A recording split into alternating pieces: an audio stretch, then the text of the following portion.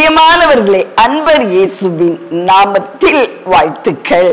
சந்தோஷமா இருக்கீங்களா பிரியமானவர்களே? நாம் சந்தோஷமாகவே இருப்போம்.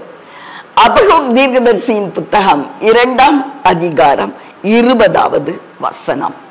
கர்த்தரோவென்றால் தமது பரிசுத்த ஆலயத்தில் இருக்கிறார், பூமியெல்லாம் அவருக்கு முன்பாக மௌனமாய் இருக்க கடவது. புது வசனம் இல்ல பிரியமானவர்களே? கர்த்தர் எங்க இருக்கிறாராம்? தம்முடைய பரிசுத்த ஆலயத்துல இல்லையா? நம்ம கூடவே நம் மத்தியிலே அவர் வாசம் பண்ணுகிறார் என்று அர்த்தம். பூமியெல்லாம் அவருக்கு முன்னாடி எப்படி இருக்கணுமா? மௌனமா இருக்கணுமா? அப்படின்னா அதனுடைய அர்த்தம் என்ன? அவர் வார்த்தைய மௌனமா ஏற்றுக்கொண்டு அவரோடு வாதாடாம, அவருக்கு விரோதமாய் முறுமுறுக்காம, அவர் நம்மை குறித்து வைத்திருக்கிற திட்டங்களை எதிர்த்து நிற்காம அது அப்படியே ஏற்றுக்கொள்ளணும் அப்படின்னு அர்த்தம். பிரியமானவர்களை, பூமியெல்லாம் அவருக்கு முன்பாக மௌனமாயிருக்கணும். அவர் நமக்காக வைத்திருக்கிற திட்டங்களை நாம் சந்தோஷமா ஏற்றுக்கொண்டு மௌனமா இருக்கணும் அப்படின்னு அர்த்தம். ஆனா இஸ்ரவேல் ஜனங்கள் வனாந்தரத்துல என்ன செய்தாங்க? தேவனுக்கு முன்பாக முறுமுறுத்தார்கள். எத்தனை கஷ்டங்களை அனுபவித்தார்கள். தண்ணீர் இல்ல, உணவு இல்ல, கொள்ளிவாய் சர்ப்பங்கள் புறப்பட்டது, மரணங்கள் நேரிட்டது. பிரியமானவர்களே, இதுக்கெல்லாம் காரணம் என்ன? தேவனுக்கு விரோதமாய் முறுமுறுக்கிறது. ஏன் முறுமுறுத்தாங்க? தேவன் மேல நம்பிக்கை இல்ல, தேவனுடைய உண்மையை நம்பல. நம்ம எப்படி இருக்கிறோம்?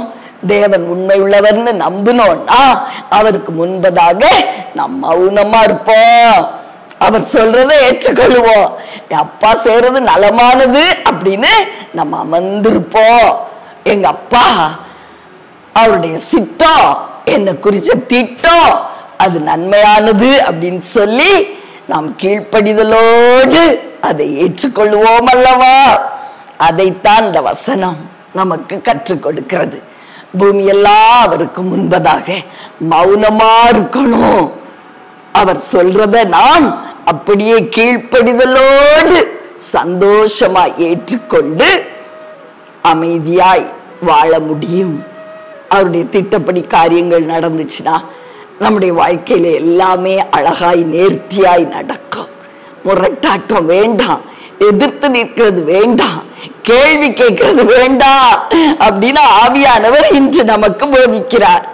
பிரியமானவர்களே, ஆதலால் பூமியெல்லாம் அவருக்கு முன்பதாக மௌனமாய் இருந்து அவருடைய உண்மையை நம்பி வாழக்கூடுமானால் எல்லா காரியங்களும் பூமியில நேர்த்தியும் கிரமமும் செவ்வையுமாய் நடக்கும். நம்முடைய வாழ்க்கையிலே அப்படிதான், நம்முடைய குடும்பத்திலே அப்படித்தான். உங்களுக்காக ஜெபிக்கட்டுமா பிரியமானவர்களே? அன்பின் பரலோக தகப்பனே, அருமையான எங்கள் நல்ல இரட்சகனான ஆவியானவரே, அன்பான தெய்வமே, கர்த்தர் தம்முடைய பரிசுத்த பர்வதத்தில் இருக்கிறார். பூமியெல்லாம் அவருக்கு முன்பதாக மௌனமாய் இருக்க கடவது என்று தீர்க்கதரிசி சொல்லுகிறார். எஸ், நாம் மௌனமாய் அமைதலோடு கீழ்ப்படிதலோடு அவருடைய திட்டத்திற்கும் சித்தத்திற்கும் நம்முடைய வாழ்க்கையை அர்ப்பணிக்க கூடுமானால் எல்லாம் நேர்த்தியாய் நடக்கும், சகல காரியங்களிலும் ஜெயமுண்டாகும் என்று பரிசுத்த ஆவியானவர் கற்பிக்கிறார். ஆதலால் நம்மை முற்றிலும் அவருடைய அன்புக்கும் திட்டத்துக்கும் சித்தத்துக்கும் ஒப்பு கொடுப்போம்.